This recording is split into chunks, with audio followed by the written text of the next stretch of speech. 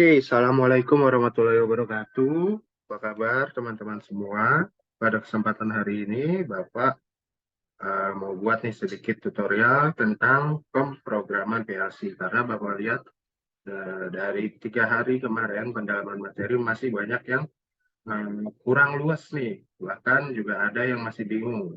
Gimana sih cara mengoperasikan dari laptop itu sendiri, bahkan mencari aplikasinya. Yang pertama, kita ditemukan dengan desktop polos dari laptop kalian masing-masing. Pak, cara buka aplikasinya pertama gimana, Pak? Kalian lihat, teman-teman. Di desktop kalian, di tampilan desktop kalian, apakah terdapat shortcut seperti ini? Seperti yang ada di layar bagian atas Bapak, namanya CXP shortcut. Jika ada, teman-teman bisa klik 2 kali secara langsung. Tapi jika tidak ada, kalian bisa memilih ke menu pencarian yang ada di bagian pojok kiri bawah biasanya. Kalau ini Bapak di Windows 11, dia pencariannya ada di tengah, di search sini. Kalian bisa cari dengan mengetikkan CX strip P biasanya. Nah, muncul di sini aplikasinya CXP atau CX Programmer, silakan diklik saja. Lalu kalian tunggu loading. Nah, tampilan awal dari CX Programmer polos seperti ini. Pak, lalu bagaimana Pak cara membuat pemrograman ladder diagramnya, Pak? Yang pertama yang kalian harus lakukan ketika sudah membuka CX Programmer, kalian lihat di kiri atas ada lembar kertas kosong atau icon kertas kosong seperti di atas ini. Kalian bisa klik kertas kosongnya atau menekan shortcut dengan Ctrl plus N. Nah, tapi kalau kalian bingung, kalian klik aja nih kertasnya, gambar kertasnya. Ketika sudah kalian klik, maka muncul setting atau pengaturan seperti ini. Device name-nya, biasanya sih Bapak nggak ganti. Tapi kalau kalian mau ganti, usahakan jangan pakai spasi. Misalkan, Adit, ya kan? Adit jangan dispasi Adit Rifai, tapi Adit langsung aja Rifai. Tapi kalau Bapak di sini biasanya nggak dikasih nama. Jadi bawaan aja New PLC. Lalu yang harus disetting kedua adalah device type. Kalau device type yang kita pakai itu namanya CP1E, betul, CP1E. Pak, apalagi yang harus disetting? Di device type ini harus disetting CPU-nya juga, Pak. Setelah disetting CP1E-nya, caranya gimana? Kalian pencet setting, ada di sini. Di sebelah device type CP1E ada tulisan setting. Kalian klik. Nah, di sini ada CPU type. Kalian pilih. Kalian pilihnya ada berbagai macam. Pak, cara tahunya CPU type-nya dari mana? Dari PLC yang kalian gunakan. Kalian lihat dulu tuh di samping PLC-nya ada keterangan CPU-nya. Misalkan CP1E strip E20 misalkan. Atau CP1E strip E30. Kalian lihat dari sana untuk menentukan CPU mana yang kita pilih di sini. Misalkan Bapak pilih E20. Setelah dipilih langsung saja di OK. Pak, apalagi yang disetting? Sebenarnya kita bisa setting juga network type-nya, tapi karena kita pakainya USB, ini nggak usah disetting. Jadi langsung di OK saja. Nah, tampilan awal akan seperti ini setelah disetting. Sebentar ya. Lalu apa yang harus kita lakukan lagi, Pak? Setelah muncul di sini, silakan membuat ladder diagramnya sesuai dengan perintah yang akan dikerjakan. Kalian lihat tuh lembar LSP kalian. Di cara kerja rangkaian nomor 2, karena PLC itu pengaturannya ada di nomor 2. Ketika selektor dalam posisi 2, maka rangkaian kontrol PLC akan bekerja. Nah, di poin A itu merupakan instruksi-instruksi yang harus kalian tuangkan ke dalam ladder diagramnya. Misalkan poin A, PB1 ditekan maka motor akan berputar ke kanan dan lampu L1 akan berkedip dengan interval pulsa 1 detik. Nah, PB1 ditekan maka motor berputar ke kanan. Berarti yang harus kita gunakan di ladder diagram ada apa aja? Ada PB1. PB1 itu apa? Kalau ditekan nyala adalah NO. NO ya yang dipakai 1 NO. Lalu motor akan berputar ke kanan. Berarti kalau motor berputar ke kanan, kontaktor berapa yang menyala? Kontaktor 1 karena berputarnya ke kanan. Lalu lampu L1 akan berkedip dengan pulsa 1 detik. Berarti ditambah juga lampu L1. Nah, dari perintah itu apa yang kurang? Yang kurang seperti biasa teman-teman. Jangan lupakan kontak NC atau PB stop. Selalu gunakan kontak NC di awal. Berarti ada berapa komponen? Ada 4 ya di ladder diagram awal. Yang pertama, paling awal banget itu ada kontak NC atau PB stop. Lalu ada PB start. Lalu ada kontaktor 1. Lalu ada lampu 1. Dari 4 komponen tersebut dituangkan ke ladder diagramnya gimana, Pak? Nih, kita tuangkan ladder diagramnya seperti ini, teman-teman. Kalian bisa lihat di tampilan menu atas, ada berbagai macam pilihan kontak yang dapat kita pilih. Kalau PB stop, maka kita pakai kontak apa? Ya, kontak NC. Kita masukkan kontak NC di sini. Pak, lalu nukleus kontaknya itu apa, Pak? Nukleus kontak itu kita sebutkan sebagai alamat. Alamatnya yang mana, Pak? Yang 00, 01, 02. Nah, itu teman-teman, itu alamat. 00, 01, 02 yang mana, Pak? Yang kita pakai. Kamu lihat ya, teman-teman, di lembar LSP-nya, kontak PB stop itu dia pakai alamat nomor berapa? Kalau Bapak lihat di sini, PB stop itu memakai kontak 01. Maka dituangkan di sini aja 01. Lalu kita tuliskan edit comment. Edit comment ini apa? Edit comment ini pemberian komentar atau nama dari komponen. Kalau di LSP, di kertas LSP, kontak stop itu dituliskan dengan PB2. Nah, jadi satu buah komponennya itu apa, teman-teman? PB stop atau PB2. Pak, apalagi yang harus kita tambahkan? Setelah ada kontak stop, seperti pada rangkaian manual, pasti selalu ketemu dengan kontak start atau PBNO, teman-teman. Maka di sini juga ketemu dengan kontak start di otomatisnya. Pak, kontak start pakai yang mana? Lihat lagi, teman-teman, menu yang atas. Di sini ada berbagai banyak kontak. Kita pakai yang kontak NO atau yang terbuka. Nah, muncul lagi new kontak ya, Pak. Alamatnya berapa, Pak? PBNO. Kamu lihat lagi kertasnya. Kalau Bapak lihat PBNO-nya untuk yang motor berputar ke kanan itu menggunakan PB1. Maka kontak di gambar LSP PB1 itu alamatnya 00, teman-teman. Maka kita masukkan 00 dengan nama kontaknya PB1.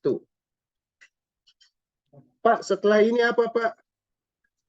Setelah ini, teman-teman, karena ini rangkaian reverse forward, maka ada komponen tambahan. Maksud Bapak bukan komponen tambahan, tapi lebih ke kontak tambahan. Yaitu kontak apa? Kontak penguncian. Di sini kita tambahkan kontak penguncian. Kontak pengunciannya menggunakan apa? Menggunakan normally close. Pak, alamatnya berapa, Pak, kontak pengunciannya? Kontak penguncian, karena ini kita lagi buat ladder diagram yang motor berputar ke kanan, maka kita pakai alamat dari motor yang berputar ke kiri. Berarti pakai alamat kontaktor apa? Kontaktor 2. Kamu lihat di sana kontaktor 2 alamatnya berapa, teman-teman? Alamatnya itu adalah 01. Nah, walaupun alamatnya 01, karena ini merupakan output, kita tambahkan jadi 100, 01.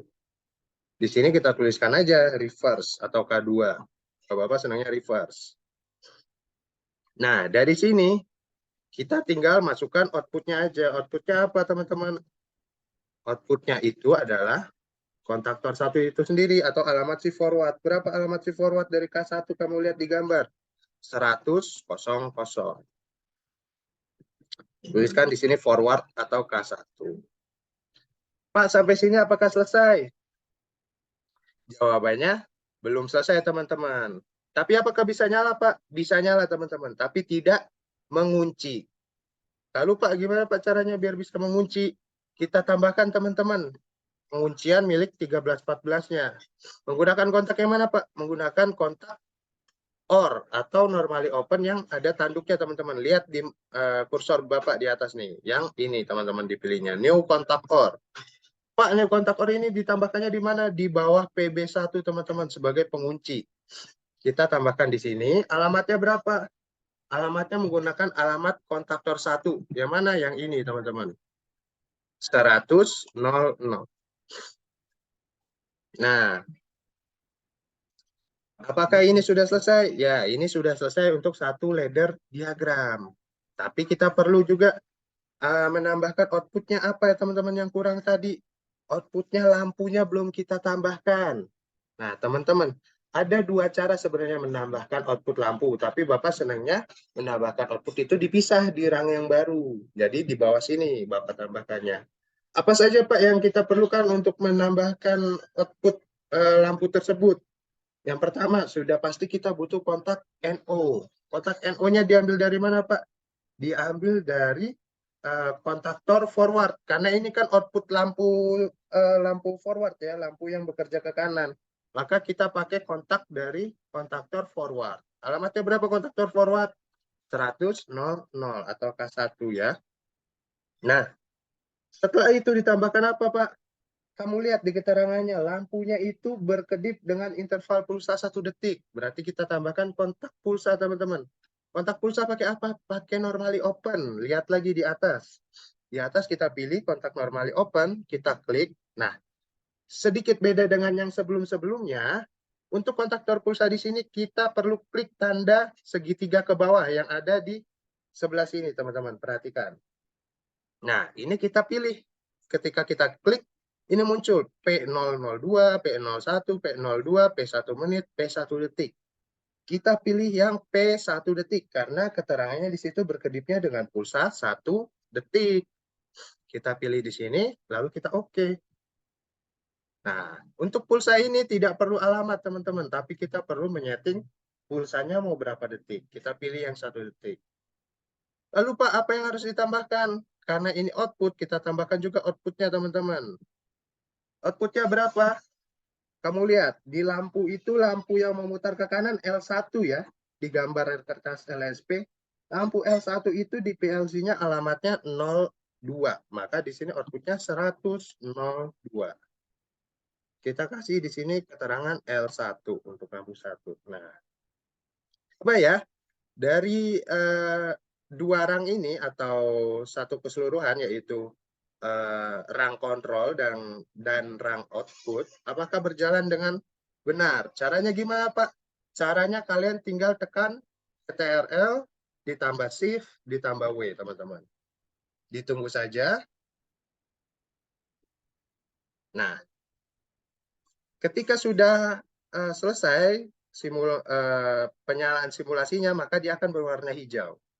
Kalian lihat, PB2 ini hijau, berarti dia sudah nyala. Kenapa dia sudah nyala? Karena dia pakai kontak normally close, teman-teman. Di mana ketika normally close dalam kondisi awal, dia teraliri dengan listrik. Karena kontaknya itu nempel, namanya normally close. Jadi wajar kalau ini nyala, jangan panik. Yang masih kosong putih-putih ini, dia belum teraliri listrik. PB1 kan normally open, nah dia belum. Kontaktornya juga belum nyala. Output dari kontaktor belum nyala. Output lampu belum nyala. Kita tes ya teman-teman apakah rangkaian ini berhasil atau tidak. Kita tambahkan di sini angka 1 ya kalau di simulasi ya. Kenapa Pak pakai 1? Karena dia pakai logika true or false. Di mana true itu diibaratkan dengan angka 1 atau bernilai. Dan false itu diibaratkan dengan angka 0 atau tidak bernilai, teman-teman. Di sini kita isikan logikanya logika true atau 1 ya. Kita enter aja. Nah, dapat dilihat kalau PB1 sudah dinyalakan, pengunci dari forwardnya nyala. Forwardnya sendiri kontaknya sudah menyala. Nah, kalau kontaktornya sudah menyala, otomatis kontak bantu di sini juga menyala. Maka dia menyalakan si pulsanya, teman-teman. Ketika pulsa sudah menyala, dia akan berkedip selama 1 detik. Jebret, jebret, jebret. Nah, lampunya juga berkedip 1 detik. Sampai sini kira-kira paham, teman-teman? Kalau kurang paham, bisa nanya Bapak di hari Senin. Pagi masih Bapak beri kesempatan bertanya ya. Nah, ini sudah jadi satu ladder diagram, kontrol, dan output. Kalian harus buat apa lagi? Kalian harus buat ladder diagram untuk K2-nya, teman-teman. Karena kalian lihat di kertas LSP, ada perintah lagi. Ketika ketika PB3 ditekan, maka motor berputar ke kiri, ya kan? Kalau ini kan berputar ke kanan kalau PB1. Kalian harus buat lagi PB3, tapi motornya yang berputar ke kiri, berarti pakai kontaktor 2. Caranya sama kayak tadi teman-teman, kurang lebih. Paham? Nah, untuk itu Bapak matikan dulu di sini ya. Matikannya gimana Pak? Tinggal tekan Ctrl, Shift, dan W lagi. Nah, kalau sudah putih seperti ini, dia sudah otomatis mati ya teman-teman. Nah, di sini kalian tinggal buat lagi nih ladder diagram seperti yang di atas. Kalau mau gampang dan cepat, kalian bisa copy paste aja ini semua. Tapi Bapak yakin Beberapa dari kalian pasti bakal bingung kalau copy paste. Kalau Bapak sih bisa-bisa aja copy paste ya kan, tinggal rubah si alamatnya. Tapi kalau kalian lebih baik buat sendiri aja biar tidak terjebak dengan hal-hal yang tidak kalian inginkan. Pak, gimana Pak? Samain buatnya ya seperti yang di atas, tapi alamatnya dibedakan. Kalau misalkan ini PBEC-nya apakah alamatnya dibedakan atau PB stopnya Pak? Nggak usah dibedakan. PB stopnya karena dilihat di kertasnya cuma satu untuk mematikan keseluruhan, maka alamatnya satu aja sama. Berapa alamat PB stop? 001.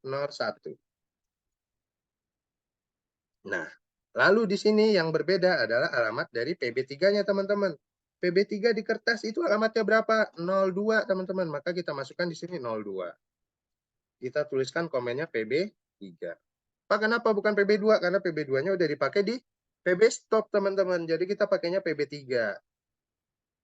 Lalu, kita pakai penguncian juga seperti dengan yang di atas. Kalau yang tadi pengunciannya pakai reverse, kalau ini pengunciannya pakai alamat forward. Berapa alamat forward outputnya? 100, 00. Sorry. Nah, setelah penguncian kita tambahkan output. Outputnya berapa, Pak? Output dari kontaktor forward dari K2 berapa? 101 kalau dilihat dari kertas LSP-nya. Nah, sudah sampai sini, jangan lupa teman-teman, ditambahkan lagi penguncian di bawahnya agar kontaknya ketika PB startnya dinyalakan dia bisa mengunci. Berapa Pak yang dipakai? Pakai alamat si kontaktor reverse teman-teman. Kalau tadi kan yang di penguncian forward, dia pakai alamat kontaktor forward. Kalau yang di reverse pakai alamat kontaktor reverse. Ini sebenarnya sama aja dengan buat panel biasa, cuma logikanya apakah kalian berjalan atau tidak. Logikanya dari mana dilihatnya? Dari alamat-alamat ini, 01, 02, tinggal bikin, kalau udah bikin panggil, gitu aja sebenarnya teman-teman. Bapak yakin kalau kalian sering latihan bisa kok, pasti merem lah ini. Oke ya. Lalu sudah jadikan rangkaian kontrol reverse-nya, maka kita buat rangkaian forward-nya. Kayak gimana Pak? Samain teman-teman kayak yang tadi. Cuma bedanya di sini dia pakai kontaktor reverse di awalnya. Kontaktor reverse berapa alamatnya? 101. Kita buat di sini. Lalu ditambahin apa? Ditambahin pulsa sama seperti tadi karena di perintahnya di soal L2 akan berkedip dengan interval 1 detik. Berarti sama ya. Kita tambahin di sini kontak pulsa. Caranya masih ingat nggak? Caranya setelah muncul seperti ini tekan segitiga ke bawah. Lalu pilih P1S. Nah, sudah seperti ini tinggal tambahkan outputnya aja. Outputnya milik siapa? Outputnya milik L berapa? L2. L2 berapa alamatnya? Alamatnya itu L2 03 teman-teman. Berarti di sini outputnya, kalau output kita pakai tambahin 100 depannya, lalu belakangnya 03. Kita tulis di sini komennya L2. Nah, sampai sini harusnya sudah selesai. Tapi apakah benar atau tidak? Kita cek lagi dengan cara simulasi. Ctrl, Shift, dan W. Coba ya. Ketika forwardnya kita nyalakan sesuai perintah, PB1 ditekan. PB1 ditekan, kontaktor menyala, ya kan? Motor berputar ke kanan harusnya. Kalau kalian langsung implementasikan ke motor. Lalu lampunya berkedip 1 detik. Nah, kita matikan lagi ya teman-teman. PB stopnya kita beri nilai 1. PB1-nya juga kita reset kalau di simulasi. Lalu PB stopnya kita reset juga. Nah, lalu kita coba di perintah kedua, PB3 ditekan. Berarti kita kasih 1. Nah, reverse-nya menyala. Lalu lampunya juga menyala. Nah, sedikit memastikan rangkaian ini dia tidak bisa menyala dua-duanya, teman-teman. Jadi kalau kalian menyala dua-duanya secara berbarengan, tidak di stop dulu, itu salah ya. Jadi ini Bapak coba pastikan ketika PB3 menyala, apakah ketika PB1 ditekan forward juga menyala? Kita coba. Nah, forwardnya tidak menyala. Apa yang menyebabkan tidak menyala? Di sini teman-teman, di alamat 101 di sini, di reverse. Karena dia pakai NC, ketika reverse-nya nyala, berarti ini jadi NO. Jadi terbuka. Jadi harusnya dia tidak bisa mengalirkan listrik ke kontaktor. Jadi kalau misalkan ini tetap nyala dan L1 nyala, ada yang salah dari ladder diagram kalian. Oke? kurang lebih untuk pembelajaran kali ini segitu dulu. Kalau ada yang mau ditanyakan hari Senin pagi ya, Bapak masih beri kesempatan. Oke? Kurang lebihnya mohon maaf. Wassalamualaikum warahmatullahi wabarakatuh.